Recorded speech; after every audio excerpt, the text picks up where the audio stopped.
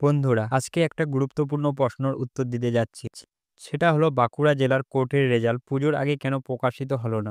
আর কবে প্রকাশিত হতে পারে? প্রথমেই বলে রাখি, আসলেই পুজোর আগে এই রেজাল্ট প্রকাশ হওয়ার কথা ছিল। অনেকে সেই আশায় বসেছিল। কিন্তু শেষ মুহূর্তে কোনো অফিসিয়ালি নোটিশ দেওয়া হয়নি। বিভিন্ন সূত্র থেকে জানা গেছে, কিছু টেকনিক্যাল ও প্রশাসনিক কারণে রেজাল্ট প্রকাশ আটকে যায়। বিশেষ করে ওবিসি কেসের শুনানি, ভেরিফিকেশন ও ক্লিয়ারেন্সের বিষয়গুলি প্রধান বাধা হয়ে দাঁড়িয়েছিল। তবে ভালো খবর হলো, শুনানি শেষের পথে।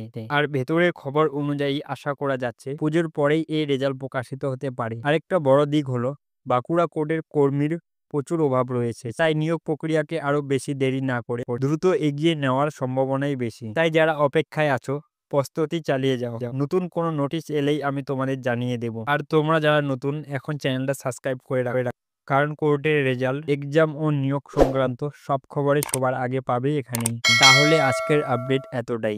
অপেক্ষা করো, আশা করছি পুজোর পরেই বড় খবর আসবে। ধন্যবাদ, ভালো থেকো।